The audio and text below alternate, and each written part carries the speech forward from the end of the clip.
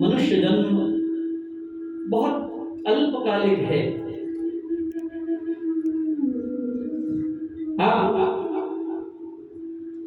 सृष्टि के सृष्टा का एक दिवस और एक रात्रि उसकी गणना करें तो we are just like a bubble in front of that number that has been presented in Shrimad Bhagavat.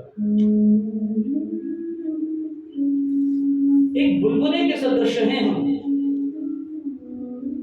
और इस इतने अल्पकालिक जीवन में जो इतना ससीम है, आज तक अपने जीवन काल में इन 45 वर्षों में मैं शायद ही किसी ऐसे व्यक्ति से मिला हूं जो एक शतक का हुआ, 100 वर्ष उसने छुए, मैं नहीं मिला। हाँ, सुना है कई लोग आकर कहते महाराज हमारे दादा परदादा 100 साल के होकर गए। अब वो दादा परदादा कहाँ रहते हैं मुझे आज तक नहीं दिखे, मैं इतनी दुनिया घूम चुका। अल्पकालिक जीवन है। अगर आप थोड़ा हिसाब लगाएं तो अंटिल 15 to 20, 15 से 20 साल की उम्र में तो इंसान भजन आदि के या तो माता पिता के संस्कारों के नजदीक आएगा, उनके संस्कार वश नजदीक आएगा, अन्यथा कोई उसका पूर्व का प्रारब्ध हो तो। ये तो 15-20 साल की उम्र तक मनुष्य किसी और ही गफलत और धोखे में रहता है। 20 साल बाद जब कहीं 15-20 की आयु में जब कहीं कोई मौका मिलता है तो कहीं थोड़ा बहुत भजन शुरू होता है। तो 20 साल तो हम जीवन के एक तरफ रख दें, 15 रख दें, 20 रख दें, वो तो भजन के बिना जा चुके।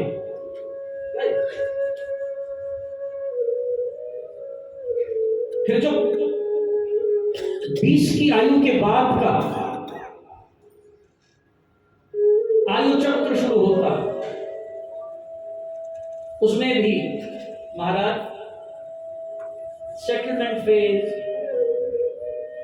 career building, and there is tremendous pressure, enormous pressure as to how you can do things side by side. आप साथ साथ चीजों को कैसे निभा सकते हैं? मेरी दृष्टि में 20 से लेकर 35 वर्ष की आयु तक इंसान अपने करियर के साथ उसको सेटल करने के लिए उससे जितना निकाल सकता है निकालने के लिए खूब मेहनत मुशक्कत भगदौड़ करता है। उसमें भी बहुत भजन का समय नहीं है। अब 35 पर आकर जब दुनिया के थपेड़े पड़ने शुरू होते हैं, जब धक्के खाता है इंसान, जब सीखने के करीब आता है, जब वो कुछ सबक सीख चुका होता है जिसको हम कहते हैं फर्स्ट हैंड एक्सपीरियंस। अभी तक तो बड़े बुजुर्गों से सुना ये मत करो ऐसा होता है, वो मत करो ऐसा होता है, हमें लगता है ये तो घिसा पिटा रेकॉर्ड है, ये बजता ही रहता है। इनकी डिस्क चालू हो गई है महाराज, जब तक वो सुई ना उठाओ ये बजते रहेंगे। ऐसा ही लगता है लोगों को। कई बच्चे आकर बोलते हैं, बच्चे अगर जानते हो माता पिता को समझाओ, माँ बाप कहते हैं इनको समझाओ, ये नहीं पता किसको समझाए, किसको समझाने से कौन समझेगा। माँ बाप कहते हैं महाराज जिसके सिर पे हाथ फेरो, हाथ फेरने लगते बोले इनका बिगड़ा हुआ, इनको ज्यादा जरूरत, किसके फेरे? आप पहले समझौता करके आइए। महाराज दुनिया के थपेड़े पड़ते हैं, कुछ अनुभव होने लगते हैं, और जब कुछ कुछ अनुभव होने लगते हैं तो मनुष्य अपने अनुभवों से, दुख से, पीड़ा से, तकलीफ से, कष्ट से, क्लेश से, वेदनाओं से, भावनात्मक ह्रास से बौद्धिक थकान से कुछ शांति की तलाश में भजन की ओर मुड़ता, कुछ, पूरा नहीं। और महाराज सच बताना, कब तक शरीर ठीक रहते हैं, किस आयु तक? बोलो ना भैया। 50 तक। हाँ, 50 तक। 60-70 तक तीनों के ठीक रहते हैं। 60-70 तक शरीर थोड़े ठीक रहते हैं, और उसके बाद क्या होगा? स्लो डिटीरियरेशन, थोड़ा थोड़ा थोड़ा थोड़ा क्षय होने लगेगा, क्षरण होने लगेगा। वो नाश तक क्षरण होता ही रहेगा। तो हकीकत में ये जो 35 से लेकर लगभग 70 तक की आयु है, ये जो 35 वर्ष हैं, यही इंसान को वास्तविकता में सही भजन के लिए मिलते हैं। तब तक वो बन चुका है जो बनना था उसने, तब तक निर्धारित हो चुका है। अब इससे ज्यादा तुम और न बन पाओगे। अब ये अवधि है आपके पास। This is the term, time term that is in between becoming something and reciting thy name.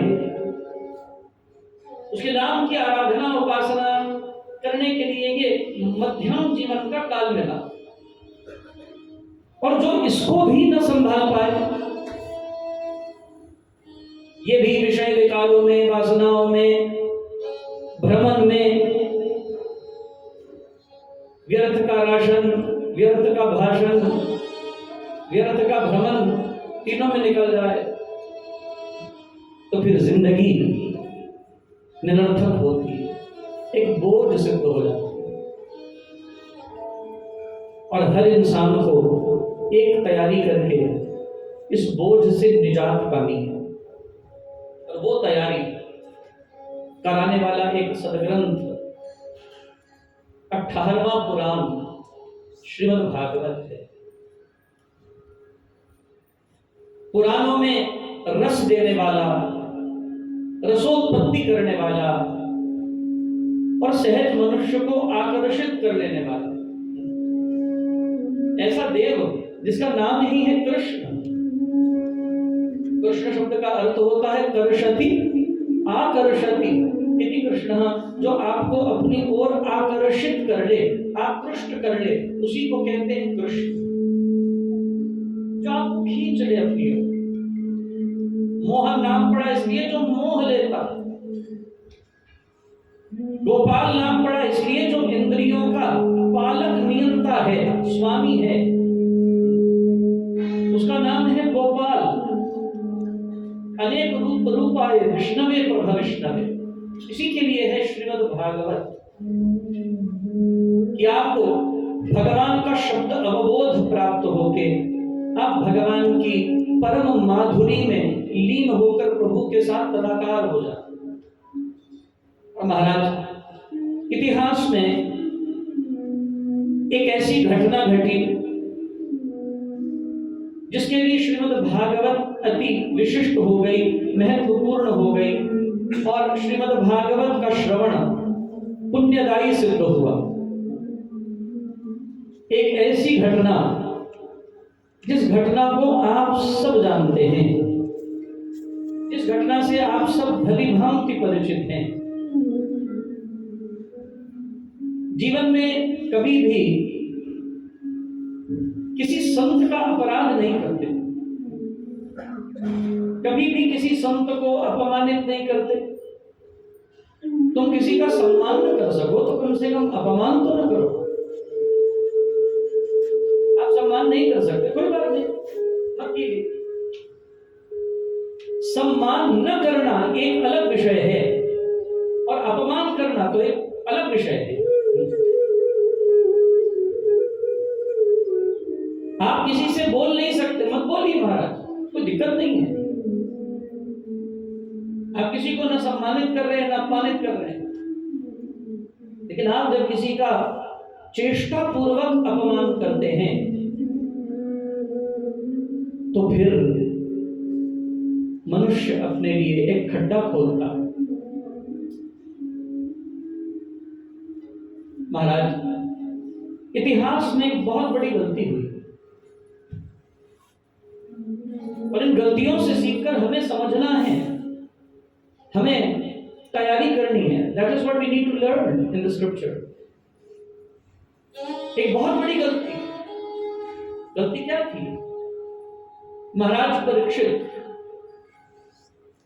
कलयुग की फांस में फंसे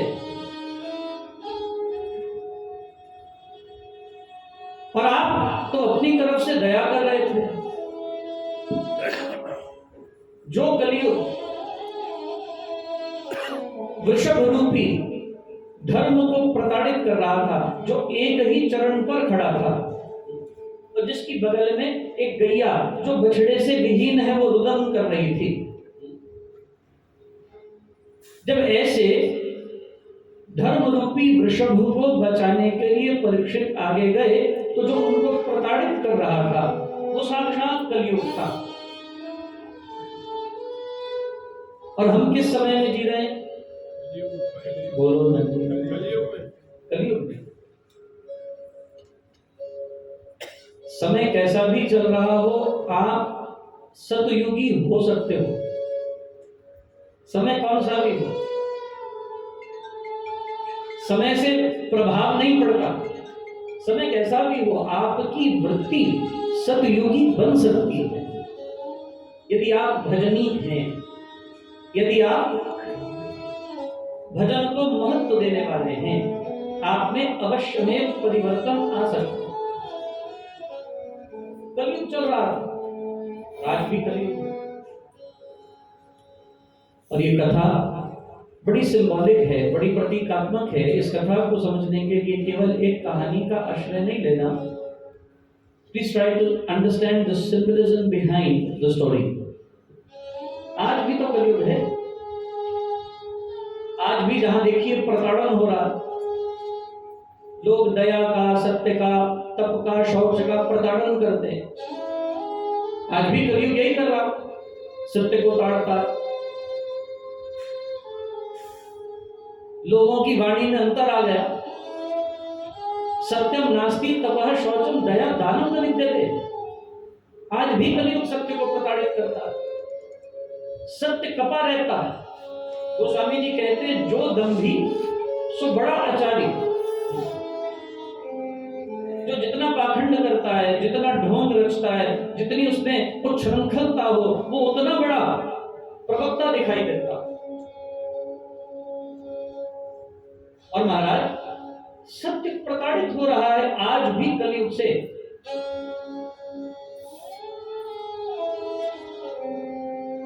चलिए हम आपसे ही पूछ लें, कितने परसेंटेज आउट ऑफ 100 लोग सिर्फ सच बोलते हैं? वो तो आजकल कोर्ट में ही सुनने को मिलता है। गीता जी पर हाथ रख के कहो, मैं जो कुछ कहूंगा बोलो ना भैया, और सच के कुछ नहीं कहूंगा। मतलब मैं बिल्कुल कॉन्सेंट्रेटेड, कोई डाइल्यूशन नहीं, कोई हेर फेर नहीं। और गीता जी पर भी हाथ रख के बोलो ना जी, सच नहीं बोल, हाँ सच नहीं बोल, झूठ बोला। सत्य प्रताड़ित हो रहा है कलयुग में। सत्य की मान मर्यादाओं का लोप हो रहा है कलयुग में। लोग छोटे छोटे स्वार्थों के लिए, कुछ धन के लिए, कुछ प्रतिष्ठा के लिए, सत्ता के लिए, वैभव यश के लिए झूठ का आश्रय कर लेते। कलयुग में एक नियम प्रधान हो गया है। आगे किसने देखा है, परलोक किसने देखा है? जो कुछ है यही है। अपना काम निकाल लो, बाद में जो होगा बोलो ना, देखा जाएगा। आप ऐसे नहीं हो, देखा जाएगा। बाद में जो होगा देखा जाएगा, भोग लेंगे। सत्य प्रताड़ित हो रहा, शौच शुद्धि प्रताड़ित हो रही कलयुग में। खान पान, रहन सहन, इसमें मर्यादाओं का अभाव हो रहा, शुद्धि कम हो रही है। There is less purity. And remember, where there is less purity, जहां अशुद्धि है वहां देव निवास नहीं करते।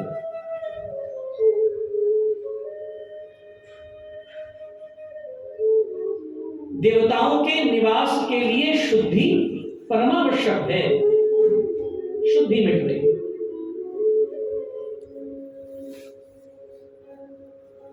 महाराज, दया मिट रही है।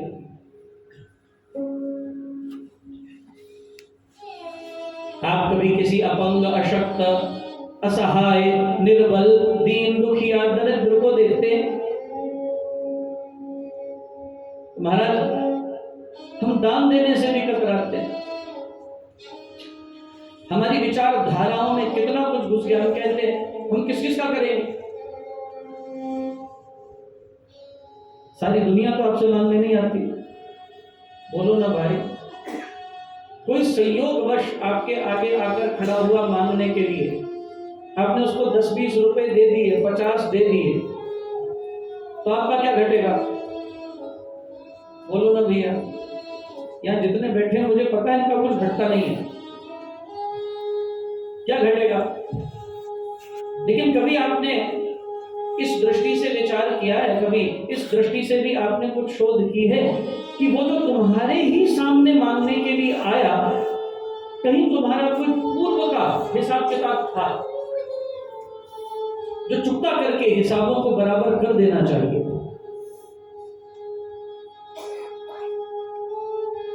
और महाराज, लेकर भी कोई दुआएं देता, दया प्रताड़ित हुई, सत्य प्रताड़ित हुआ, शौच प्रताड़ित हुआ, दया प्रताड़ित हुई, तब प्रताड़ित हुआ। कलयुग में क्या है? हर जगह सुविधा का खेल है। हर जगह सुविधा का खेल है। सब सुविधा के गुलाम बन गए। हर जगह सुविधा चाहिए। भैया कथा सुनाने के लिए भी सुविधा चाहिए। हॉल अच्छा हो, भैया जरा गद्दे अच्छे बिछा देना, नहीं नीचे से बैठने में बड़ी कठिनाई होती, थोड़ी कुर्सियां लगा देना।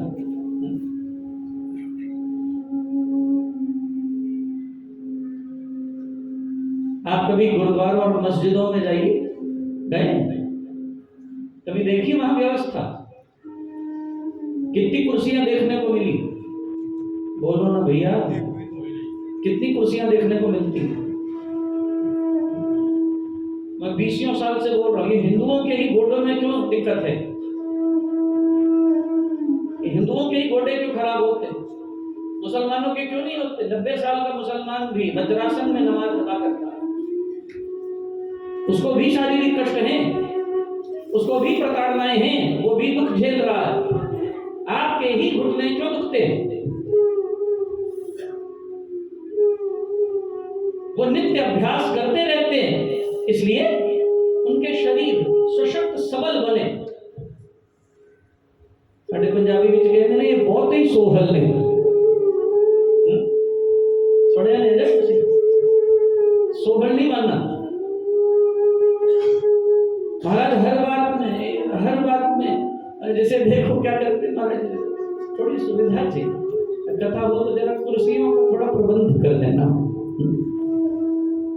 तब मिटा, तितिक्षा मिटी।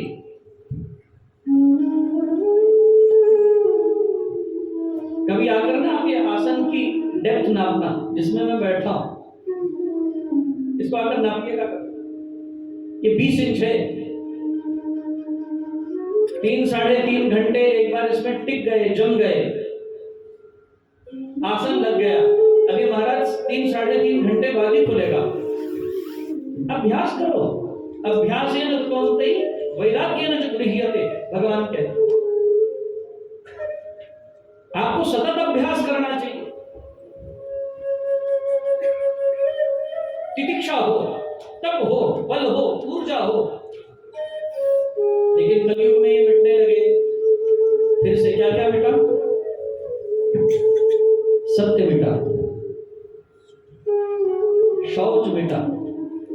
दया मिटी और तब मिटा। और बैल के पास एक चरण बचा है, कौन सा? सत्य, बाकी सब मिट गए। और एक दुष्ट एक पैर पर खड़े हुए जीव को प्रताड़ित कर रहा। ये भागवत की जरूरत क्यों पड़ी और आज तक क्यों इसकी जरूरत रहती है? इतना सुनने के बाद भी सदा सेव्या श्रीमद् भागवती कथा यस्य श्रवण मात्रेण पाप हानि प्रजायते, इसकी जरूरत बार बार क्यों पड़ती है, बार बार क्यों सुने? इसलिए सुननी है कि हम जिन गुणों से धीरे धीरे संगति के प्रभाव से विमुक्त हो जाते हैं, हट जाते हैं, उन गुणों को हम आत्मसात कर पाए, इसलिए सुनो। महाराज परीक्षित जी ने देखा एक राजा के वेश को बनाए हुए एक नट सदृश दिखने वाला, एक नट के समान सुसज्जित सुवेशित महाराज ये प्रताड़ित कर रहा है वृषभ को। और महाराज परीक्षित जी आगे आए और उसे रोका, बोले ठहरो, कस्त्वं मच्छरणे लोके बलांधस्य बलां बली नरदेवोऽसि वेषे नटवरकर्मणा द्विजः। कौन हो तुम? व्यक्ति कहता है महाराज क्षमा कीजिए, मेरा नाम कलयुग है। और देखिए भागवत जी का ये मूल सूत्र थोड़ा समझना। भागवत जी ने इस मूल सूत्र के ऊपर बड़ा सुंदर प्रकाश डाला। वो शरणागत हो गया। जिस व्यक्ति के पास धर्म न हो, जो अधर्म से ग्रस्त है, जो पाप संलग्न है, महाराज वो बड़ा अच्छा अभिनय कर लेते हैं। They're born actors, बड़ा अच्छा अभिनय कर लेते हैं। एकदम शरणागत हुआ, हाथ जोड़कर महाराज परीक्षित को कहने लगा, हम आपकी शरण में है महाराज, हमें क्षमा कर दीजिए, हमारे से बहुत बड़ी गलती हो गई। और महाराज परीक्षित ने तलवार तानी और कहा, अभी हम तुम्हारा सर कलम कर देंगे। तुम्हें खबर नहीं हमारा एक छत्र साम्राज्य हो, इसमें तुमने हिम्मत कैसे की? कलयुग कहता है महाराज क्षमा कीजिए, तो आपके पूर्वज थे जो शरणागतों के लिए अपने शरीर का दान देकर भी जीवों की रक्षा करते थे, और एक आप है, मैं आपकी शरण में आ रहा हूं, आप हमें धमकाए जा रहे हैं। महाराज परीक्षित को भी याद न था, कलयुग ने याद कराया। महाराज शिवी को याद करिए, जिनकी ख्याति स्वर्ग तक फैली और जिन्होंने परीक्षा को बड़े भाव से उत्तीर्ण किया। महाराज शिवी जिन्होंने परीक्षा दी इंद्र और अग्निदेव को, जो बाज और कबूतर बनकर आए, और वो कबूतर जाकर अपने प्राण रक्षा के लिए महाराज शिवी की गोद में गिरा, तो बाज ने कहा महाराज एक को बचाने के लिए आप दूसरे के प्राण हर लेंगे, हम भूखे हैं, कि हमारा शिकार है। तो महाराज शिवी ने कहा ये डरा हुआ है ये बाज, तुम्हें मांस चाहिए, हम अपना मांस देंगे। परीक्षा की तकड़ी मंगाई गई, एक तरफ कबूतर को बिठाया गया और दूसरी तरफ महाराज शिवी अपना मांस काट कर डाले। और कथा यूं आती है, महाराज शिवी ने अपने अंग काट कर तराजू में तोलने के लिए चढ़ाए तो कबूतर भारी हो जाता, शिवी के मांस का पलड़ा हल्का हो जाता, फिर और मांस चढ़ाते, कबूतर भारी होता गया, शिवी अपना मांस चढ़ाते गए, और अंततः नौबत यह आई कि शिवी को अपनी गर्दन काटकर सर्वांग शरीर तराजू में डालना था, और शिवी तैयार हो गए। और तुरंत बाज के रूप में आए हुए इंद्र शिवी को रोकते करते हैं और उनको वर देकर उनको फिर से उनका सुडौल सुंदर शरीर फिर से अर्पित करते हैं, प्रदान करते हैं और श्री को कहते हैं तुम धन्य हो। हजारों सैकड़ों कबूतर हैं, किस किस की रक्षा करोगे, लेकिन तुमने जो तुम्हारे शरणागत आया तुमने उसकी रक्षा के लिए प्राण बलिदान देने की तैयारी की, इसलिए तुम धन्य हो। शरणागत की रक्षा यूं होती है। कलयुग कहता है महाराज एक आपके पूर्वज हैं और एक आप हैं, आप हमें धमकाए जा रहे हैं और कह रहे हमारा एक छत्र साम्राज्य है। परीक्षित ने कहा देखो कई लोग बड़े तार्किक होते हैं ना, we are very logical minds. Negative people are more logical than positive people. देखा आपने संसार में नकारात्मक लोग ज्यादा तेज तरार होते हैं सकारात्मक लोगों से। महाराज कन्विंस कर लिया, कन्विंसिंग पावर थी उसकी। महाराज की तलवार ढीली पड़ी, समझ गया अब हमारी मुट्ठी में है ये। अभिनय तो लोग बड़ा सुंदर करते हैं। और आपसे एक बात और कहूं, नकारात्मक लोग प्रवचन भी बड़ा अच्छा कर लेते हैं, इनकी बातें बड़ी तार्किक प्रतीत होती है।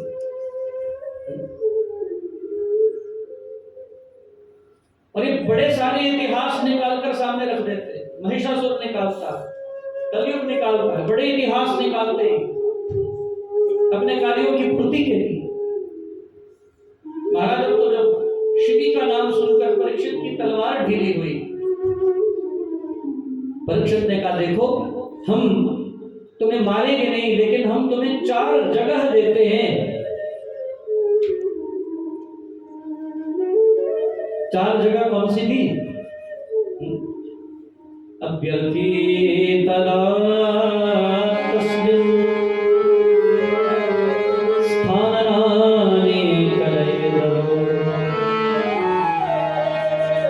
द्यूतं पानं स्त्रियसूना यत्र धर्मश्चतुर्विधः। हम तुम्हें 4 जगह देते हैं। अभ्यर्थी तदा तस्मिन् स्थाननानि कलयेदरो, तुम इन 4 जगह पर ही रहना, कहीं और आना जाना नहीं। बिन मांगे मोती में कलयुग बड़ा प्रसन्न है, हमने तो मांगा भी कुछ नहीं, 4 जगह भी दे दी। कौन कौन सी? द्यूतम, द्यूत हो जहां जुआ, पानम जहां लोग मदिरा पान करते हैं, वारुणी वहां जाकर रहो। स्त्रीह सूनः, जहां काम हो, वासनाएं हो, जिनके चित्त वासनाओं से भटक रहे हैं, उन वासनात्मक चित्तों में रहो। सूनः हिंसा, जहां हत्या होती है, जीव हत्या, तुम वहां जाके रहो। कलयुग ने कहा महाराज आपने बड़ी कृपा की, 4 जगह दे रहने के लिए, बड़ी कृपा की आप, लेकिन एक तो अच्छी देते, कोई एक तो अच्छी होती। द्यूत, पान, स्त्री हसूना, हिंसा, कामुकता, वासना, यहां जगह दी आपने, एक तो अच्छी देते। परीक्षित ने पूछा क्या चाहते हो?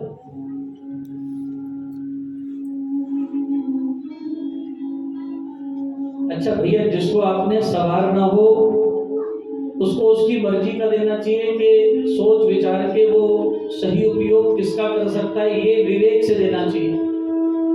बोलो ना भैया, बोलो ना भैया। अगर आप अपने विवेक से अपनी आगामी पीढ़ी को, बच्चों को वो देते हैं जो वो पचा सकते हैं, माँ बाप होने के नाते आप उनकी फितरत, आप उनका व्यवहार, उनकी भाव भंगिमाएं जानते हैं। आपको वही देना चाहिए जो उनके लिए हितकारी हो, जो उनका कल्याण करे, उनका मंगल करे, उनके मार्ग को प्रशस्त करे, वो कभी गिरे नहीं, भटके नहीं, धोखा नहीं खाए, वही देना चाहिए। जिससे वो भटक जाएं, धोखा खाएं, वो फरेब करें, वो असत्य आश्रय करें, उनमें सहिष्णुता मिटे, सादगी मिटे, ऐसा नहीं देना चाहिए। तो फिर उन बच्चों के आप हितैषी न हुए, आप स्वयं शत्रु बन गए। इसलिए भैया भागवत एक संदेश देती है, जो दे दिया था कलयुग को वहीं तक सीमित रख देना चाहिए था, उससे आगे नहीं बढ़ना चाहिए था। क्योंकि कलयुग जो कुछ कर रहा था वो सारा गणित बिठाकर कर रहा था, वो सारा हिसाब लगा के कर रहा था। और याद रखना, हमारे सामने भी कलयुग सारे हिसाब लगा के आता। मेरी बात पर थोड़ा ध्यान देना, बड़े काम की बात बोल रहा हूं, ये पुस्तकों में नहीं मिलेगी।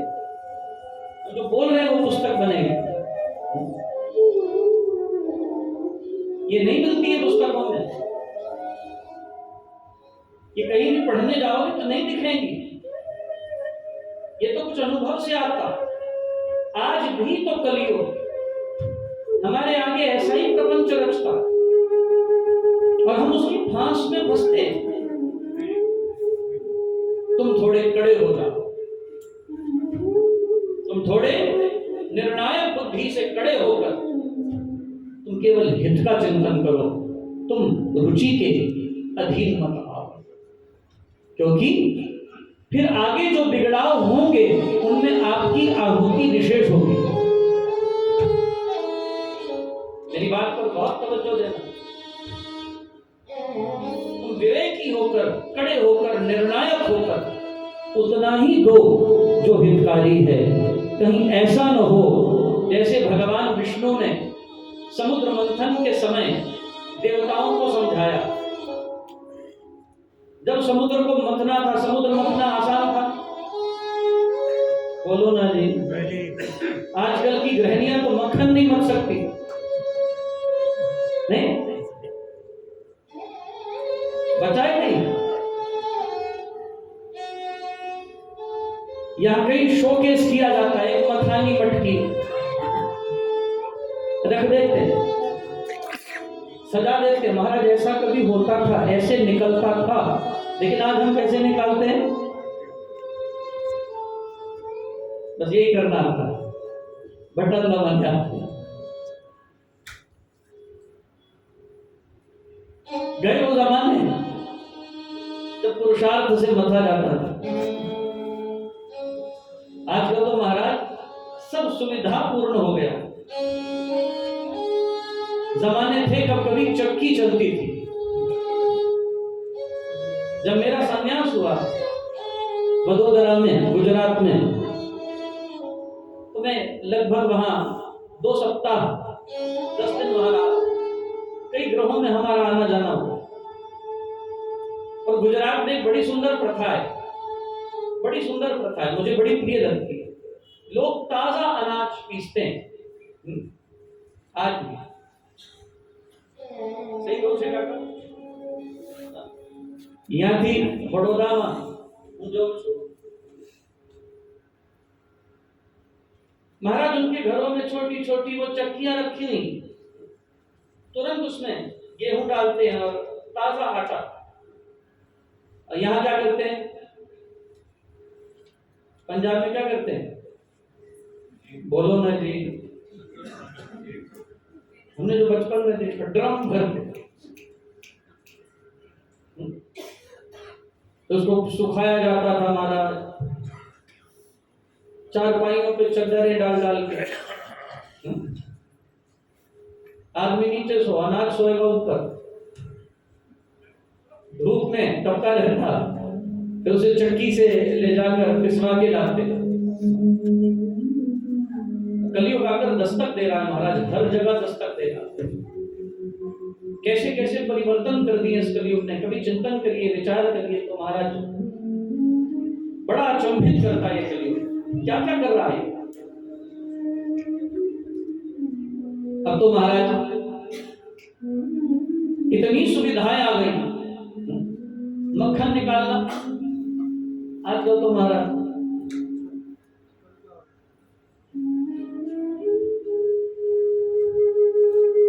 अभी थोड़े इससे पूर्व सप्तम प्रवास में, ये 8वां प्रवास है, इससे पहले वाले प्रवास में जुलाई के मास में जब भारत आया तो मुझे एक जगह लेकर गए। उनकी अच्छी मिठाई की दुकान थी, तो उसने वहां वॉशिंग मशीन लगा रखी।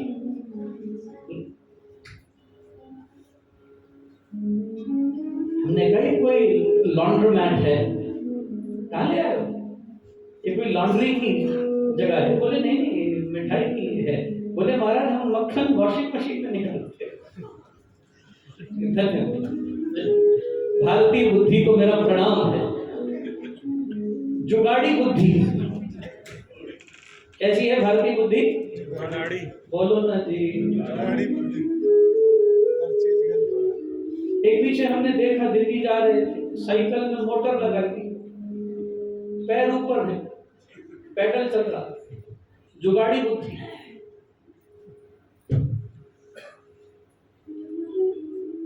हे भगवान,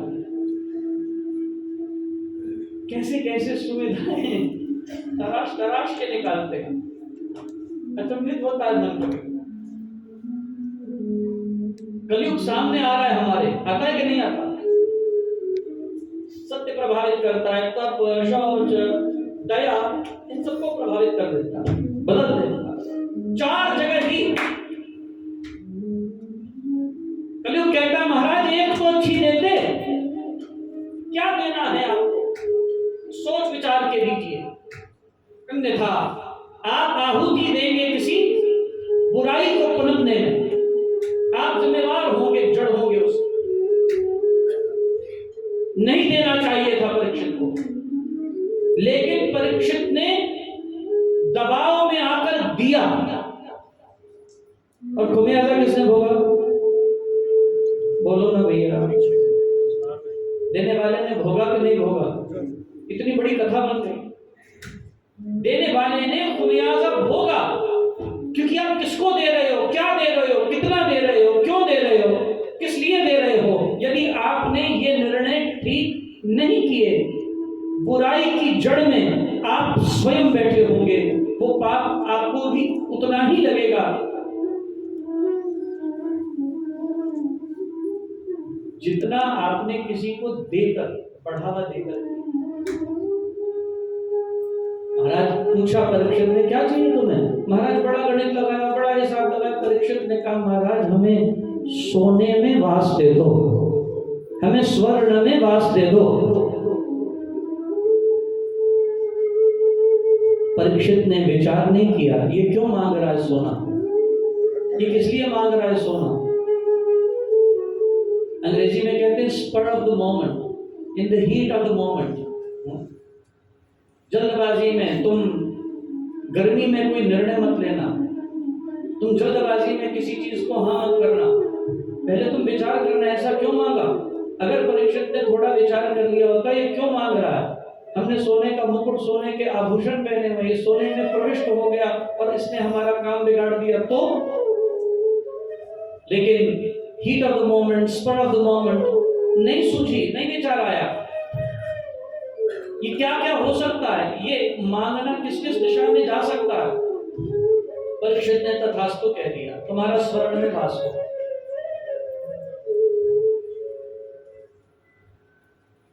अच्छा एक बात बताइए, अपने विवेक से बताइएगा, सोच विचार के बताइएगा, जल्दबाजी में मत कह देना।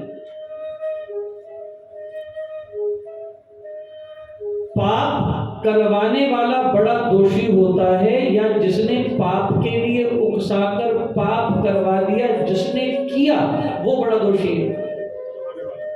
बोलो ना भैया, बोलो ना भैया।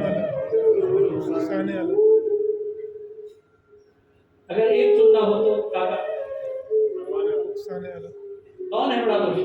उकसाने वाला, करने वाला। कराने वाले ने यदि तुम्हारे ऊपर अपना बल डालकर तुम्हारे से कुछ कराने की चेष्टा की, वो खुद नहीं कर रहा तो तुम उसके शिकार क्यों बन रहे? तुम उसके हाथ क्यों आ रहे? आपका कर्तव्य था बचना विवेक से। इसलिए याद रखना, करवाने वाला उतना बड़ा दोषी नहीं है जो करने वाला बन जाता। महाराज, जैसे ही स्वर्ण में वास किया, गणित लगाए हुए कलयुग ने क्या किया? सीधा सवार हुआ सोने के मुकुट में प्रविष्ट हो गया। ये जरासंध का मुकुट था जो भीम ने उठाया था जरासंध को परास्त कर, वही मुकुट था।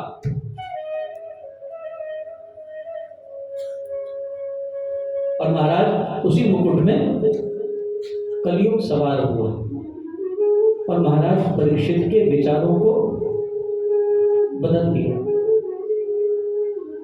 महाराज परीक्षित जो सारे क्षेत्रों को जीत कर आ रहे थे, विजय के मनोभाव में अपनी राजधानी की ओर लौट रहे थे। भद्राश्वम केतुमानं च भारतं च उत्तरं कुरुन् किं पुरुषादीनि वर्षाणि विजित्य जगृहे बलिम। जो केतुमाल, भारत, उत्तर कुरु एवं किम पुरुषादि के राज्यों को जीतकर अपने घर वापस लौट रहे थे, अचानक उनके साथ ये दुर्घटना उस मार्ग में घट गई। परिस्थिति के बाद परिस्थिति आती गई। And no one knew what it is going to turn out to be. क्या होने वाला, इसका टर्न आउट क्या है? महाराज परीक्षित की बुद्धि फेल दी। महाराज परीक्षित शिकार करने लगे, जीवों की हत्या करने लगे। और फिर जब भूखे प्यासे हो गए, जब भूख लगी, प्यास लगी, तो एक संत के आश्रम में चले गए। और महाराज कलयुग के पास इससे बेहतर मौका नहीं था प्रतिशोध लेने का, भला करने वाले का बुरा करने का। इससे बेहतर मौका कलयुग के पास नहीं। उसने कहा अब इसको भोगना पड़ेगा। अब तो महाराज सवार हुए कलयुग ने। देखिए, जिनके पास कलयुग अपना असर दिखाता है उनके कोई सिम्टम्स होते हैं, हम पहचान लें कि इस व्यक्ति पर कलयुग सवार हो गया। कैसे पहचाने? तो इसका डायग्नोसिस है? बोलो ना भैया, आपको खबर है? नहीं पता? गिनिए कुछ कुछ सूत्र, कैसे पता चले इस व्यक्ति के ऊपर कलयुग सवार है। फर्स्ट इज इंटॉलरेंस, सबसे बड़ा अवगुण इंटॉलरेंस। दूसरा गिनिए lack of patience, there is no patience. धैर्य का अभाव, जल्दी लगी। महाराज आज के लिए सोशल मीडिया का युग है,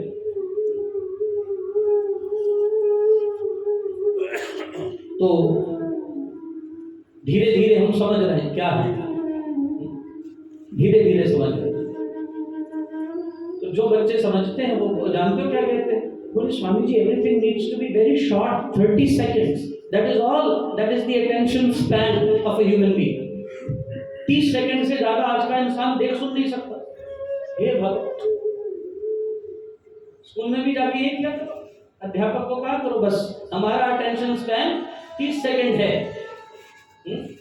2-4 मिनट के लिए स्कूल जाया करो, 8-9 कक्षाएं 30-30 सेकंड की। बोलो ना भैया, जिनका 30 सेकंड अटेंशन स्पैन है उनके लिए 2.5 मिनट 3 मिनट का स्कूल बनना चाहिए। 5 मिनट के बाद तो महाराज इनकी उफ हो जाएगी, तौबा हो जाएगी, बस हो जाएगी, ये हाय तौबा करके भागेंगे। अमेरिका में एक बड़ी बीमारी चल पड़ी है, ADD, attention deficit disorder. ADD हो गई 30 सेकंड।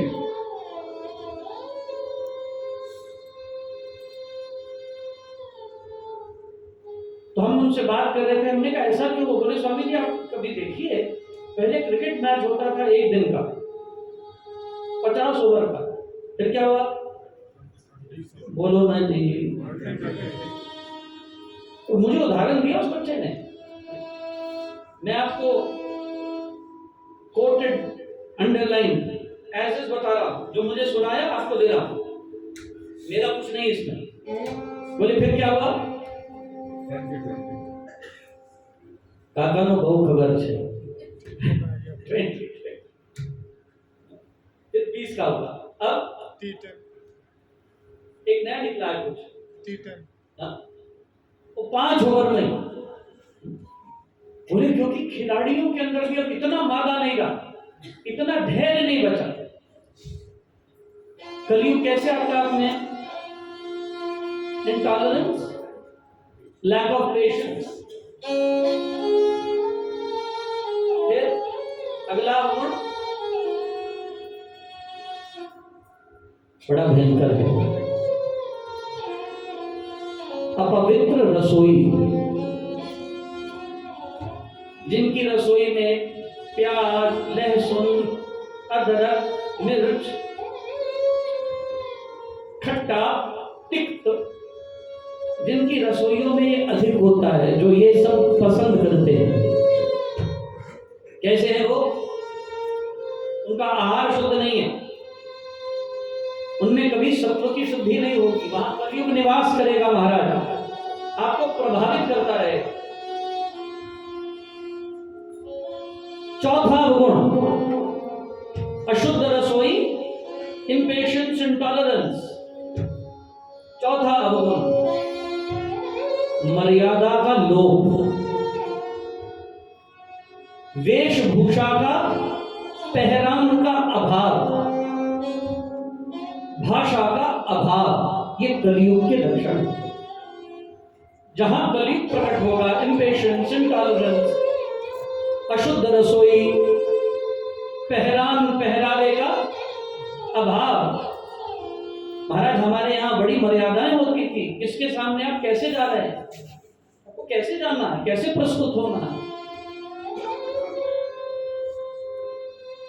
आप किसी प्रेसिडेंशियल जगह पर जा रहे हैं तो कैसा आपका वेशभूषा होनी चाहिए। आप किसी सत्संग में आ रहे हैं तो आपकी वेशभूषा कैसी होनी चाहिए। कलयुग आ गया महाराज।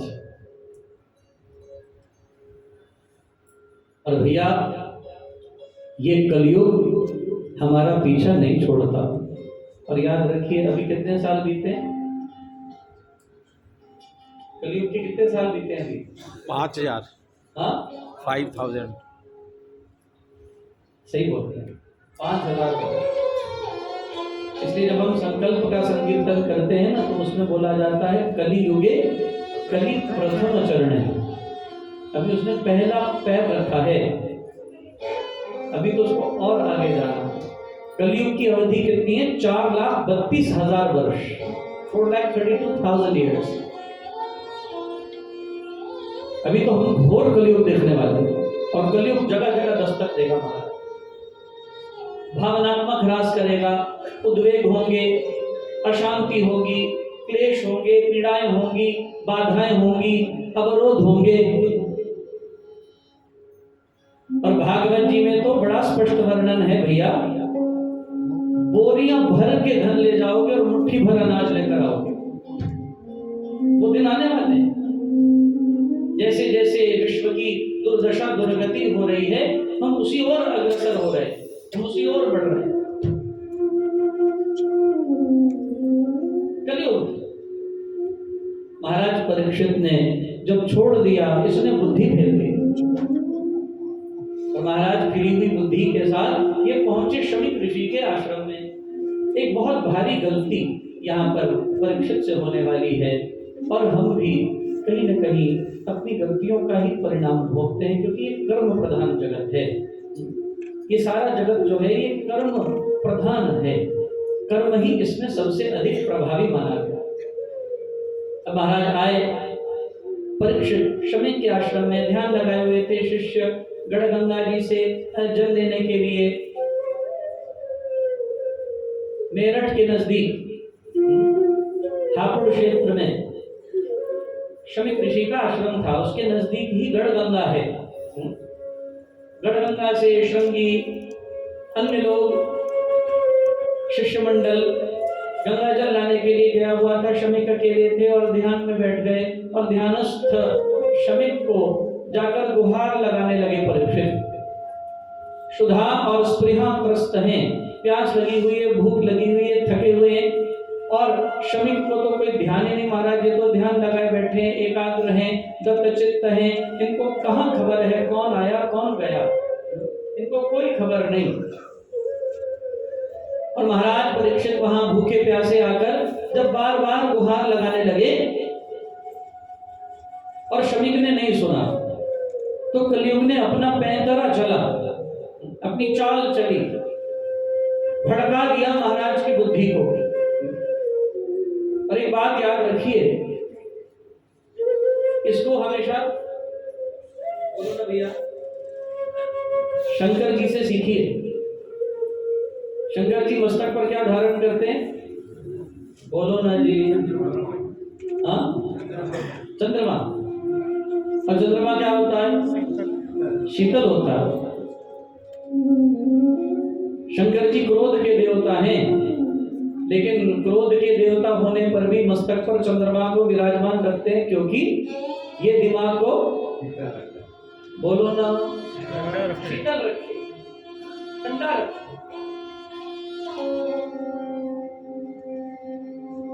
लोगों के दिमाग में बड़ी गर्मी है भैया, बड़ी जल्दी तपते हैं, और जब दिमाग गर्म हो ना दिल के, महाराज ये लोग बड़े नुकसान करते हैं। गर्म दिमाग वाले व्यक्ति का चरित्र कभी भी आदर का विषय नहीं बनेगा, याद रखना इस बात को। अगर आपकी बुद्धि गर्म रहती है, आप छोटी छोटी बात में ठनकते हैं, आप कभी आदर नहीं पाओगे। तुम्हारे डर से भले ही लोग तुम्हारे मुंह पे तुम्हें हाथ जोड़ते रहे, पीठ पीछे, कभी उनकी बातें सुनना। क्रोधी व्यक्ति न कभी आदर पाता है, ना क्रोधी व्यक्ति के अपने कोई उसके साथ रहता है। अपने होकर भी एक दूरी रहती है, अपना होकर भी एक नई दूरी हमेशा बरकरार रहती है। इसलिए भैया क्रोध बहुत बुरी वस्तु है। भगवान कहते हैं क्रोधात् भवति सम्मोह, सम्मोहात् स्मृति विभ्रमः, स्मृति भ्रंशात् बुद्धिनाशो, बुद्धिनाशात् प्रणश्यति। बुद्धिनाश से प्राणनाश होता है, इसलिए सावधान हो जाइए, क्रोध मत करिए। तो कई लोग कहते हैं महाराज उपाय क्या है कि हमें क्रोध ना आए। पहला उपाय, जब आप किसी ऐसे माहौल में हैं जहां आप में क्रोध उत्पन्न होने वाला हो, बड़े शांत तरीके से उस जगह को छोड़ दीजिए कुछ क्षणों के लिए। पहले अपने आप को कंपोज करिए,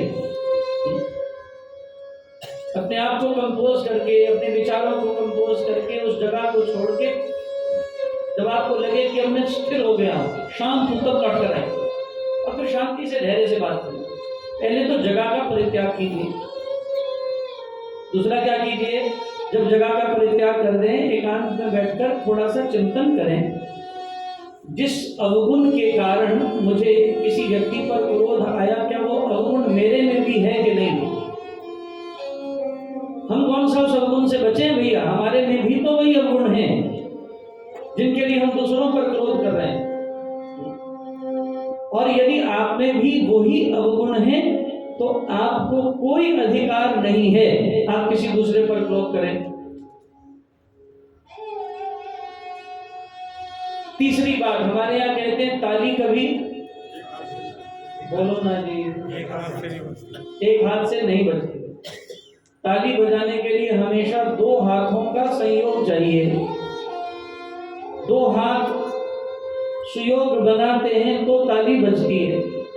जब आपको किसी की गलती पर क्रोध आ रहा हो तो उसमें मूल्यांकन करिएगा कि आपकी भी 50% न सही, 40 न सही, 30, 20, 10 तो होगी ही। आपने भी कुछ गलती की होगी। आप भी कहीं उसके कहीं न कहीं सहभागी होंगे। आप नहीं ठीक समझा पाए, आप नहीं अभिव्यक्त कर पाए, कोई मिसकम्युनिकेशन रही होगी, आपकी भी कुछ प्रतिशत गलती रही होगी जिसके कारण क्रोध आया। और चौथा,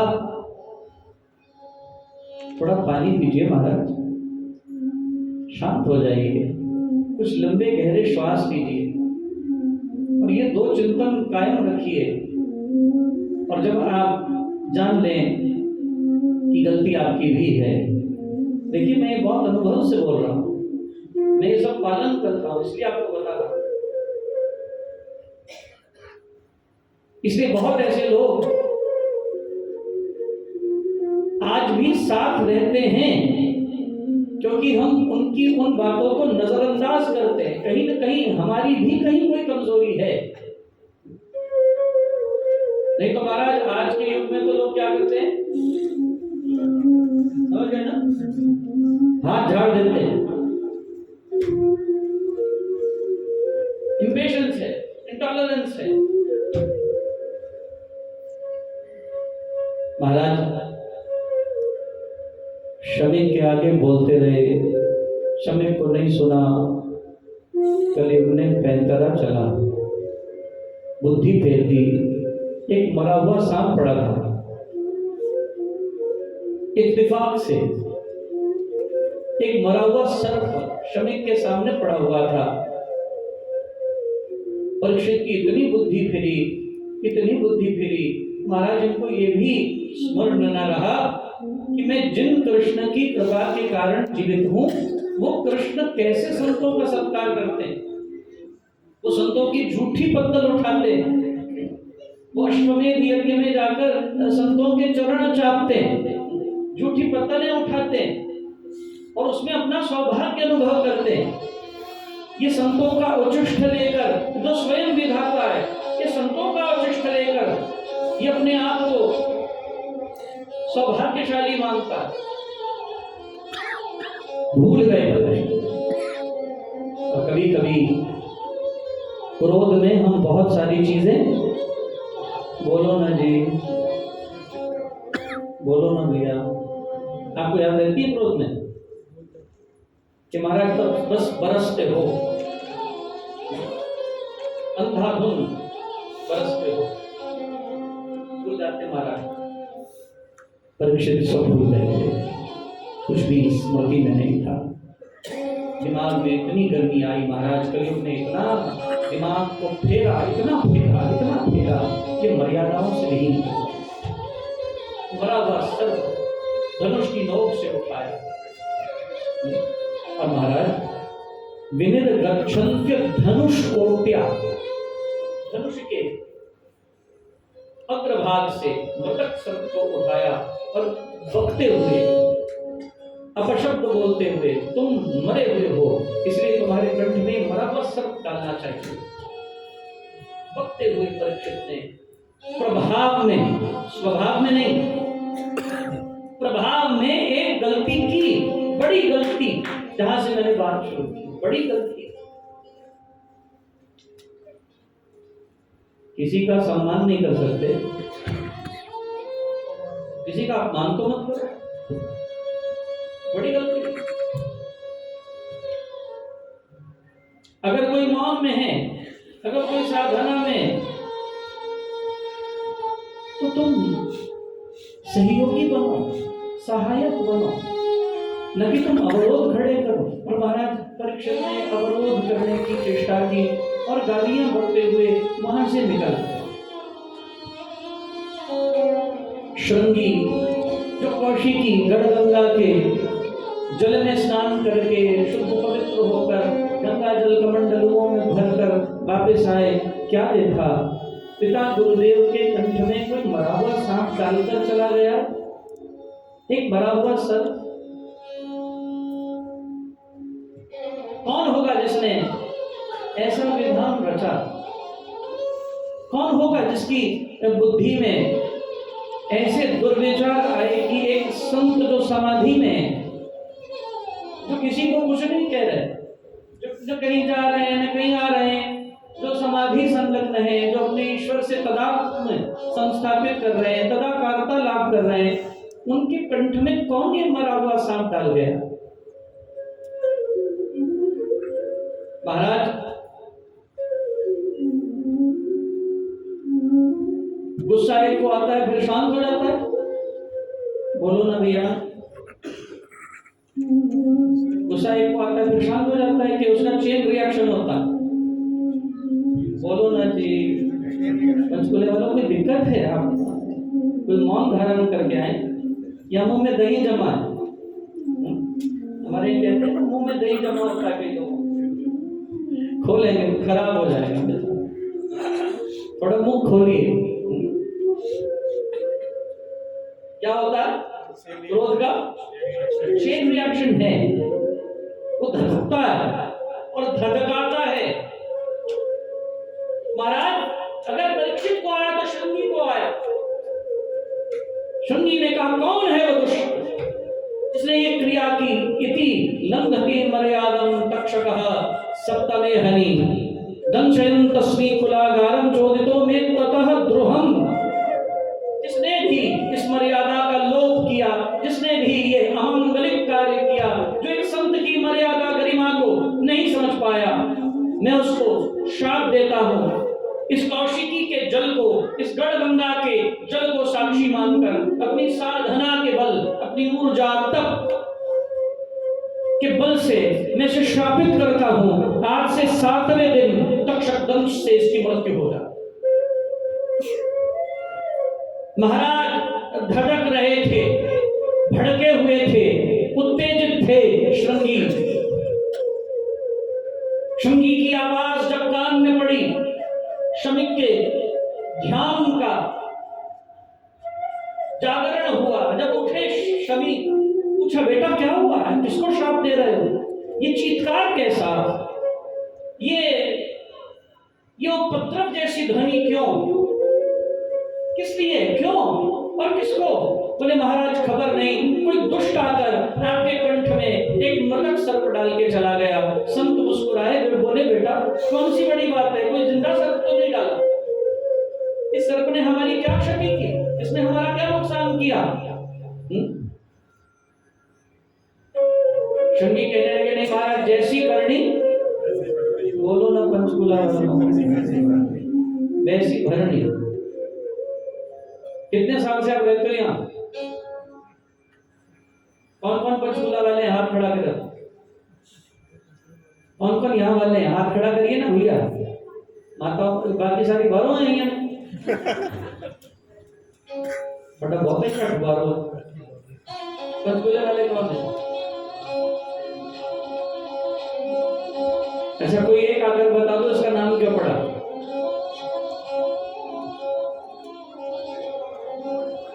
कूला शब्द इसका अर्थ क्या होता है?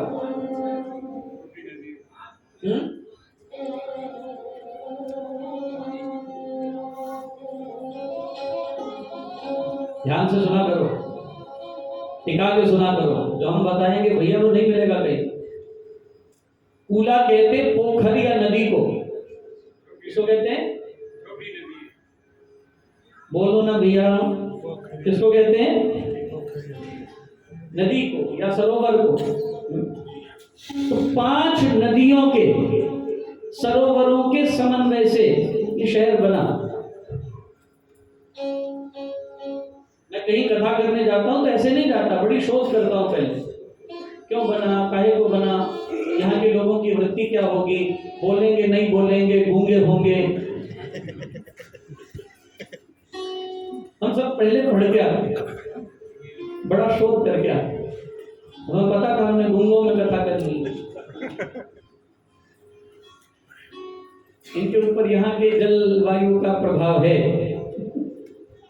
तो थोड़ा असर दिखा दें इन्हें। कौन सी नदियां, कौन से पोखर हैं, पहली बताइए। मेरे बहुत आदरणीय, मेरे बड़े सम्माननीय, पिता तुल्य, वंदनीय मेरे लिए जिनका औहदा और दर्जा है, जैसे हमारे श्री बालकृष्ण सिंगला जी यहाँ उपस्थित हैं, व्यासपीठ, उनको पुनः पुनः प्रणाम प्रेषित करती है। तो भैया ये पंचकूला, इसकी पहली नदी कौन सी है? घग्गर पहली नदी है। बोलो ना जी, देखो मैं तुम्हें घूमों का खिताब दे दूंगा तुम्हें, हमें फिर जोड़ना पड़ेगा, घूमों के शहर में आए। पहली नदी है घग्गर। डर के ही बोल रहे हैं। चलो शुक्र है, बोले तो सही। ये क्षेत्र की प्रमुख नदी है, जिसे प्राचीन काल में सरस्वती का भाग माना गया। हरियाणा में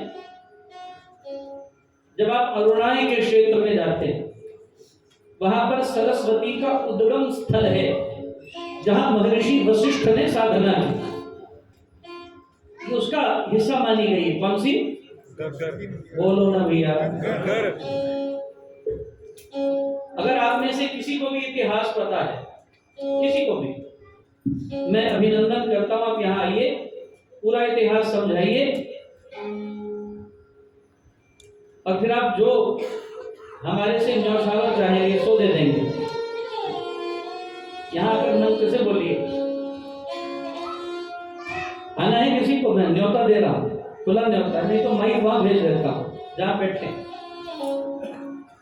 कईयों को स्टेज फियर होता है ना, फोबिया होता है, बोलना कोई आसान काम नहीं भैया। जिन्हें लगता वो बदल लीजिए थोड़ा, हमें भी कुछ देर राहत मिले। पहली नदी है घग्गर। घग्गर का इतिहास कहां से शुरू हुआ? कहां से हुआ?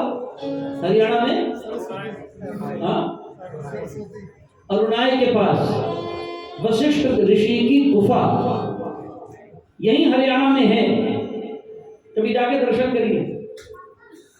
विश्वामित्र भी यहां आए थे। वशिष्ठ और विश्वामित्र के बीच जो अपवाद हुआ था वो हरियाणा में ही हुआ। घग्गर है उस सरस्वती नदी का भाग। दूसरी है कैथल नहर। कौन सी है? कैथल। कैथल नहर, ये सिंचाई की एक महत्वपूर्ण नहर है हरियाणा में। कैथल एक जिला भी है। कैथल गए आप कभी? मैं 3 बार गया कैथल में। तीसरा है सिंचाई नहर प्रणाली। ये विभिन्न नालों से जो सिंचाई की नहर प्रणाली बनी, ये इतिहास ने है भैया, आपको वही बता रहे हैं। पंचकूला धाराओं से आया, नहर नदियां पोखर से आया, और फिर यहां पर एक स्थानीय जल धारा है जिसको कहते हैं जखरी। क्या कहते हैं? जखरी।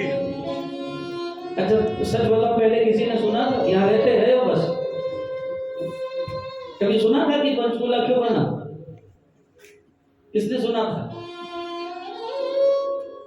हे भगवान।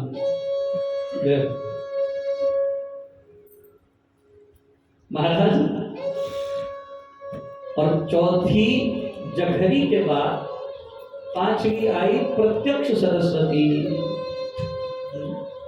ऐतिहासिक मान्यताओं के अनुसार ये क्षेत्र जहां से घग्गर आई, घग्गर तो एक भाग बनी उसका, और ये घग्गर कब आती है? बारिशों में, अन्यथा सूखी रहती है। जिस प्रांत से मैं हूं, पंजाब, और जहां का मैं वसनीक रहा पटियाला, इसको श्राप था क्या शाप था? ये शहर जब भी तबाह होगा किससे होगा? पानी से होगा। तो किसके पानी से? घग्गर के पानी से। और कब तबाह होगा? पटियाला में एक जगह है जिसका नाम है किला मुबारक। वहां पर पिछले सैकड़ों वर्षों से एक ज्योत जग रही है। आप में से किसने दर्शन किए हैं? चल दो। किला मुबारक में ज्योत जग रही है, तो निरंतर जग रही है सैकड़ों वर्षों से। जिस दिन बाढ़ का पानी उस ज्योत को बुझा देगा, उस दिन ये शहर नष्ट हो जाए। और आज भी मान्यता है, यदि पटियाला नरेश आई हुई बाढ़ को जाकर घग्गर को चूड़ा चढ़ाता मां काली का आशीष लेके, ये आज भी वरदान है और आज भी होते हैं ये करिश्मे। जब कभी बाढ़ आए और राजा जाकर चूड़ा अर्पित करे, महाराज उसी क्षण से ये प्राकृतिक करिश्मा देखने लाए। उसी क्षण से नदिया का जल गिरना शुरू हो जाता। कई तार्किक लोग कहते हो कि ऐसा कैसा होता होगा, लेकिन होता है। इसलिए बुद्धि लगाने की जरूरत नहीं है। पंचकुला 5 धाराओं में आप बैठे। पंजाब नाम क्यों पड़ा? पंज आब। आब किसे कहते हैं? हाँ जी, अब मुझे समझ आया, जहां आपको कुछ पता होता है वहीं बोलते हो। तो बड़े बुद्धिमान और चुप्पी में भलाई है ना? बुद्धिमान लोग वही होते हैं जो तभी बोलते हैं जितना पता हो। कौन सी नदियां 5? सतलुज है? कौन सी बोलिए, कोई एक बोल दो। सतलुज, ब्यास। सतलुज सुनी मुझे। ब्यास, रावी, झेलम, चिनाब। 5 नदियां। हरियाणा का हंसी को पीछे रही है, ये आपस में चलते हैं ना दोनों। बोले हम काय पीछे रहे, वहां है तो यहां क्यों नहीं? यहां भी हैं। महाराज नाम पड़ा, बोलो ना जी। पंचकूला। और यहां 5 कुल पैदा हुए। 5 कुलों का महाराज अग्रसेन कहां विराजमान है? बोलो ना जी। अग्रोहा धाम में। विगत वर्ष में अग्रोहा धाम में दर्शन करके आया। महालक्ष्मी जी का मंदिर है, बड़ा भव्य मंदिर है, दिव्य देवालय है, बड़ा ओजपूर्ण स्थल है महालक्ष्मी का दिव्य स्थान, जहां महाराज अग्रसेन की संस्थापना, जहां उनकी नगरी है अग्रोहा, जिनके 5 कुल यहां पैदा हुए। कोई ढूंढ क्या ना, कल सब कुछ मैं नहीं बताऊंगा, कल ढूंढ के आना कौन से 5 कुल हैं जो यहां पैदा हो पंचकुला में, किस भूमि से, इसलिए इसका नाम पड़ गया। महाराज, और जहां संतों की विशेष सेवा होती है, ये वो जगहें हैं। ये मैंने आपको बीच में क्यों छुआ ये विषय पंचकुला का, जहां संतों की विशिष्ट सेवा हो, जहां संतों का सत्कार, मान, आदर। अभी हमारे आदरणीय दर्शन जी मुझे बता रहे थे, अग्रवाल जी, कि महाराज यहाँ बड़ी कथाएं होती, चंडीगढ़ से ज्यादा होती। अभी आप कह रहे हैं शोभा यात्रा जहां संत सत्कार संतादर जहां अत्यधिक हो, ये वो क्षेत्र है। और महाराज परीक्षित जो गलती में भूल गए थे आदर करना, शाप होगा। शमीक ने उठकर कहा, अरे भैया तुमने उसको शाप दे दिया जो पंचकूले कहां सीखा। नहीं, मैं हंसी में कह रहा हूं, और न कहीं जाके बोल देना परीक्षित पंचकूले के।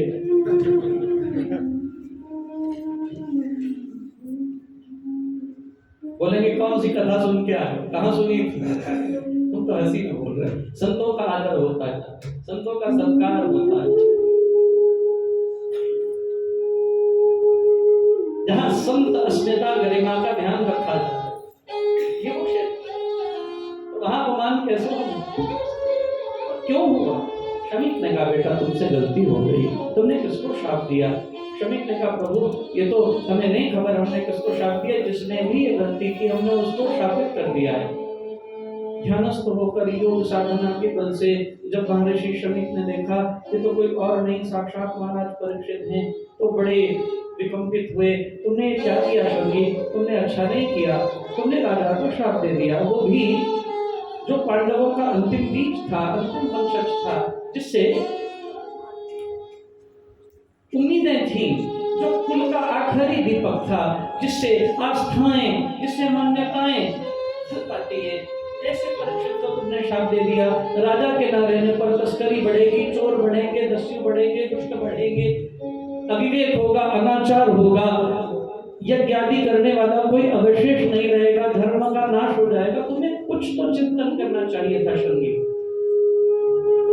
ऋषि ने अपने प्रिय शिष्य गौरमुख आदि के द्वारा महाराज के पास शाप की सूचना भिजवाने को उन्हें रुखसत किया, विदा किया, और उन्हें जाकर को तुम्हारे कल्याण के 7 ही दिन अवशेष रह गए हैं। तुम 7 दिनों का भरपूर लाभ लेकर इन 7 दिनों में यत्न प्रयत्न करके साधनाओं के सफलता से तुम सफल सिद्धि कर साधना राम नाम अनुराग को प्राप्त हो जाओ। तुम साधनाओं को श्रेष्ठतम ढंग से निभाकर परिपूर्णता प्राप्त कर लो। और महाराज जैसे ही परीक्षित राजधानी में पहुंचे, क्या जाकर देखा? जब मुकुट उतारा, ये मैंने क्या किया, ये मेरे से कैसे हो गया? ये सब प्रभाव में हुआ, ये स्वभाव में नहीं हुआ, ये सब प्रभाव में हुआ। गलती का बड़ा एहसास हो रहा था महाराज परीक्षित को, और उनको ये भी था कि अब मुझे सजा मिलनी चाहिए और मैं सजा भोगकर अपने इस कर्म से सदा सदा के लिए विमुक्त हो जाऊं। ऐसा सोच ही रहे थे। द्वारपालों ने आकर कहा, महाराज गौरमुख आदि शमीक शिष्य आपसे मिलने के लिए, भेंट करने के लिए आए हैं। महाराज परीक्षित ने ये नहीं कहा उन्हें भीतर ले आओ, दौड़े दौड़े खुद गए, द्वार तक पहुंचे, हाथ में पुष्प लेकर उनका अभिनंदन अभिवादन किया, सत्कार किया, उन्हें यथोचित स्थान पर बिठाकर, उनको पाद्यर्घ देकर, उनकी सेवा शुश्रूषा से, उनकी पूजा करके, आराधना करके, उन संतों का तिलक बंधन करके उनसे आने का कारण पूछा। संत भी चौंक गए, हम किसको आकर शाप की घोषणा सुनाने वाले जो इतना संत प्रेमी है, तो इससे यह अपराध कैसे हो गया? स्वयं गौरमुख आदि भी परेशान थे, शृंगी भी परेशान थे, हमने किसको श्राप दे दिया? ये तो बड़ा ही अच्छा है, ये तो बड़ा सुदृढ़ है, ये तो प्रेमी दिखाई देता है, ये कहीं से भी अपराधी प्रतीत नहीं होता। लेकिन अब तो जो हो चुका है सो हो चुका है, कैसे भी हुआ, किसी ने करवाया, लेकिन करने वाले को तो अब श्राप, बोलो ना जी, मिल चुका। अब तो इसको भोगना ही पड़ेगा और ये सूचना इसको देनी ही पड़ेगी। Someone has to break the ice, किसी को तो ये बर्फ तोड़नी पड़ेगी। महाराज तभी गौरमुख आदि ने कहा, महाराज आप हमारी इतनी पूजा मत करें, क्योंकि हम जो आपको कहना चाहते हैं वो हम बोल न पाए। परीक्षित के हाथ रुके, हाथों में कुछ कंपन होने लगा, कुछ आहट, कुछ खटका, कुछ अंदर स्पंदन होने लगे। कि कुछ तो है, कुछ अमांगलिक है, कुछ अभद्र है, कुछ ऐसा है जो नहीं होना चाहिए था, जो हो चुका है। परीक्षित के चित्त डबडबाया हुआ था। पूछा, महाराज बताइए, उल्लेख कीजिए महाराज, मेरे लायक मैं क्या कर सकता हूं? बोले, तुम जो कर सकते हो उसके लिए बस 7 ही दिन बचे हैं परीक्षित, जो तुम कर सकते हो, अब और नहीं बचा। ये 7 ही दिन है तुम्हारे पास, जो कुछ तुम्हें करना है कर लो। महाराज परीक्षित ने कहा, महाराज मैं कुछ समझा नहीं, मुझे कुछ समझाइए, कुछ प्रकाश डालिए, कुछ गहराई में बताइए, क्या हो गया है मेरे से ऐसा? बोले, तुमने जो जघन्य संत अपराध किया है, तुम जाकर महर्षि शमीक के कंठ में मृतक सर्प डालकर आए, उनके पिता शिष्य पुत्र ने तुम्हें शाप दे दिया, आज से 7वें दिन तक्षक धनुष से तुम्हारी मृत्यु हो जाए। महाराज घबरा गया। जन्मेजय आदि 4 पुत्र एकत्र हुए। जन्मेजय आदि 4 पुत्रों को बुला लिया। शाप का समाचार सुनकर सारे नगर में खेद छा गया। सारी राजधानी में एक शोक की लहर दौड़ उठी। लेकिन जो होना है उसे आप रोक नहीं सकते। अनहोनी होवे नहीं, होनी हो सो होए, उसको कैसे रोकोगे? जो होना है वो तो होना ही है। भावी को कोई मिटा नहीं सकता। भावी मिटाने वाला इस सृष्टि में आज तक पैदा नहीं हुआ। इसलिए भैया भावी से स्वीकार करना सीखिए। जो आप शोध परिशोध कर सकते हैं, जो आप उसका सुधार कर सकते हैं, वही करिए। अब तो महाराज परीक्षित सोच रहे हैं क्या करूं क्या करूं। और सकारात्मक व्यक्ति क्या करता है? वो दुखों से घबराता नहीं, तकलीफों से पीछे हटता नहीं, वो आगे बढ़ता जाता है, अग्रसर होता है और शोध परिशोध करके अपने जीवन को श्रेष्ठ बनाने का उपाय ढूंढ लेता है। अब महाराज परीक्षित ने तो अपने अंतर चित्त में सुनकर ध्यान लगाया और फिर मन में आया, शाप देने वाला ही तो हल बताएगा, शाप से मुक्त कैसे होंगे? शाप देने वाला जब सामने खड़ा है तो क्यों ना उससे ही पूछकर हम उपाय ढूंढ लें। याद रखना, where the problem starts, the solution lies in the starting point of the problem. The solution is not outside of the problem. समाधान आप समस्या से बाहर मत ढूंढें, समस्या में ही समाधान है। समस्या की जड़ में समाधान पड़ा है। समस्या की जड़ तक जाओ और समाधान को पकड़ लो, तभी तुम सफल जीवन जी पाओगे, तभी तुम्हारे जीवन में सफलताएं आएंगी। हम क्या करते हैं? हम समस्या जहां होती है उससे बाहर जाके समाधान ढूंढते हैं, हाथ पैर मारते हैं। हम भोगना नहीं चाहते अपनी गलतियों को, हम चाहते हैं बगैर भोगे हमारी जान छूट जाए। और याद रखना, ये तो नहीं छूटती। आप कुछ भी कर लें, कैसा भी कर लें, समस्या तो भोगनी पड़ेगी भैया। जो खड़ी कर दी है आपने, उसका समाधान भोगे बिना नहीं निकलेगा। लेकिन उसको भोगने का तरीका है, कैसे भोगा जाए, कितना भोगा जाए, ये निर्भर करता है। महाराज परीक्षित की बुद्धि काम की, बड़ी कुशाग्र बुद्धि थी, मतिमंत बुद्धि थी, मतिवान थे। अंत समय निकट है महाराज, और अब आपके अतिरिक्त कौन बताएगा और क्या करे? अगर आप कृपा करें तो हम आपसे प्रश्न पूछ सकते हैं। शंगी ने कहा, पूछो। बोले, जिस मनुष्य का अंतकाल अंत समय सन्निकट हो, जिसका अंतकाल अंत समय करीब हो, ऐसे मनुष्य को अंत समय में क्या करना चाहिए? गौरमुख आदि बड़े प्रसन्न हुए। बड़े बड़ा विवेकी है ये, बड़ा धर्मज्ञ है, नीतिज्ञ है, बड़ा ईश्वरीय भक्त दिखाई देता है ये। इससे जो भी गलती हुई, उस गलती को एक तरफ रख के इसको समाधान हमें देना ही चाहिए। शंगी ने कहा, महाराज अभी इसी वक्त अपना सर्वस्व परित्याग करके आप सब कुछ छोड़कर श्री गंगा जी के पावन तट पर जाकर संतों के शरणागत हो जाइए और जाकर उनकी चरण शरण में जो ये 7 दिवस अवशेष रह गए हैं, इन 7 दिवसों में आप श्रीमद् भागवत आदि सदग्रंथों का श्रवण करके आप आत्मकल्याण को प्राप्त हो। यही श्रेष्ठतम उपाय है। और महाराज उसी वक्त बुलाया महाराज परीक्षित ने, क्योंकि अब महाराज दिख रहा था ये जीवन की सांझ आ रही है। दिख रहा था, ये जीवन की सांझ सामने आकर खड़ी हो गई है। और महाराज जब ये देख लिया जीवन की सांझ आ गई है, तो महाराज परीक्षित जगन्नाथ को बुलाकर सारा राज्य दे दिया। भागवत जी से सीखिए, जिम्मेवारियों को थोड़ा छोड़ना सीखिए। एक बढ़ती आयु में दे दीजिए, छोड़ दीजिए। एक अवस्था में आकर मनुष्य को सारी वृत्ति भजनीक भाव में अर्पित कर देनी चाहिए। अब प्रभु कृपा करो यही भांति सब तजी भजन करो दिन राति। ऐसी कृपा कर दे हरि कि सब कुछ छोड़कर अब सिर्फ और सिर्फ भजन हो। और परीक्षित ने जन्मेजय का राज्याभिषेक किया, जिम्मेवारियां सौंपी और जिम्मेवारियां सौंपकर सीधा गए गंगा जी के तट पर, जहां पर महाराज गंगा के किनारे अत्रि वशिष्ठ च्यवनदेव जमदग्नि भरद्वाज गौतम अगस्त्य परशुराम व्यास नारद आदि ये सभी संत वहां उपस्थित थे। सतसंग का सत्र चल रहा था। सतसंग सत्र में परीक्षित अनायास पहुंचे, जाकर संतों को प्रणाम किया और एक एक के पास जाकर पूछने लगे, जिसके 7 दिन अवशेष रह गए हों उसके लिए करणीय धर्म क्या है, उसको क्या करना चाहिए, क्या अकरणीय है, कहाँ मन नहीं जाना चाहिए और कहाँ मन लगना चाहिए, महाराज जी हमें समझाएं। महाराज सभी ने अपने अपने भाव में उत्तर दिए, लेकिन परीक्षित को किसी का उत्तर जमा नहीं। और अंततोगत्वा जब परीक्षित सबसे पूछकर मन कहीं टिका न पाए थे, उसी वक्त वहां पर अनायास अचंचे सबको अचंभित करने वाला एक दृश्य प्रस्तुत हुआ।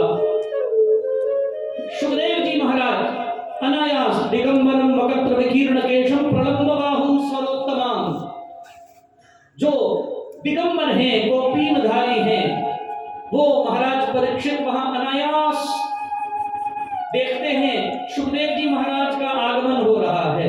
यम प्रवजन्तम अनुपेतम वेद कृत्यम द्वैपायनो विलापारवाद भाव पुत्रेति तन्मयतया तरवो विनेन्दु स्तंभूत हृदयो मणिमान दोस्ते।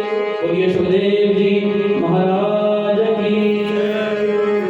सुखदेव जी महाराज का आगमन होता और भैया किसी का व्यक्तित्व, किसी की आभा, गरिमा, ओज, तेज, क्रांति ऐसी दिव्य होती है, उसको देखकर सब खड़े हो जाते हैं। जितने संत वहां बैठे हुए थे, जब सुखदेव जी महाराज को देखा, अट्ट काले घुंघराले केश, लंबी लंबी भुजाएं, लंबे लंबे कान और कौपीन धारण किए हुए भस्म रमाए, जब सुखदेव जी महाराज आए, उनकी आभा गरिमा को देखकर सब खड़े हो गए।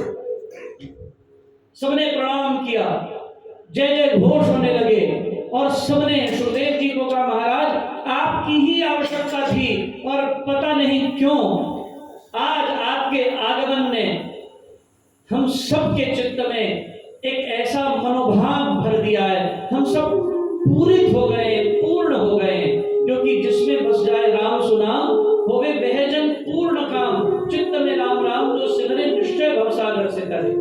राम सिमरन होवे सहाय, राम सिमरन है सुखदाई, राम सिमरन सबसे ऊंचा, राम शक्ति सुख ज्ञान सब ऊंचा।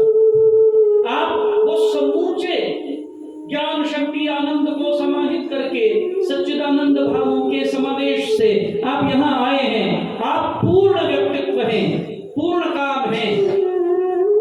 आपकी ही अपेक्षा थी महाराज। एक त्रस्त, एक शापित, अभिशापित व्यक्ति यहाँ बैठा है, जिसको केवल आपकी जरूरत थी और आपके ही माध्यम से इसका कल्याण होगा। हमारे यहाँ सिख संतों में एक बड़ी सुंदर धारणा गाई जाती थी, एक बार मेरे साथ गाइएगा बड़े भाव और प्रेम से। तेरे यहाँ